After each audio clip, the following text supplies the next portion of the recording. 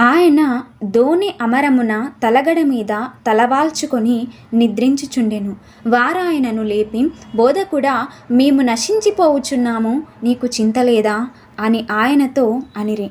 Mark సువార్త 4వ అధ్యాయము 38వ వచనం ప్రకారంగా. ఆయన చింతించుచున్నాడా? ఆయన నిద్రలేచి ప్రకృతిని గద్దించినప్పుడు గాలి అలలు ఆయన మాటకు లోబడినందున వారు ఎంతగానో సిగ్గుపడి ఉంటారు. ఆయన మాటకు అలలు నెమ్మదించి గాలి లోబడినప్పుడు వారి మనస్సులలో ఆయనను గురించి ఎటువంటి సందేహాలు చెలరేగి ఉంటాయో కదా. వారు ఎందుకని ఆయన యందు నమ్మిక ఉంచలేదు? ఆయన ఆ దోణిలో నెమ్మది కలిగి నిద్రపోయినట్లుగా వారు కూడా పరుండి ఉంటే ఆ రాత్రి వరకు విశేషమైన రాత్రిగా మిగిలేది కదా.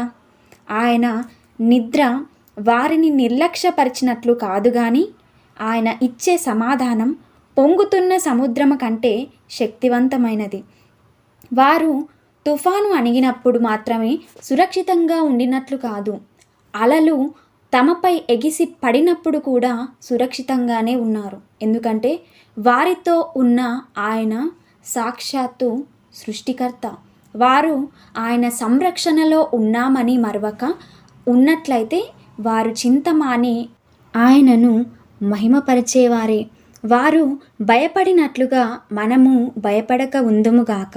పరిస్థితులు అనుకూలంగా ఉన్నప్పుడు మాత్రమే గాక ప్రతికూల పరిస్థితుల్లో కూడా ఆయన మనల్ని విఫలం కానీయడని నమ్మిక కలిగి ఉందాం. ఎందుకంటే ఆయన ఎంతో నమ్మదగినవాడు. ఆయన ప్రేమను జ్ఞానాన్ని గుర్తించి మన జీవన నౌక యొక్క చుక్కానిని ఆయన చేతులలో ఉంచుదాం. నీకు చింత లేదా అని ఆయనను అడుగుతున్నామా? అయితే లేఖనం ఏమి చెబుతుంది?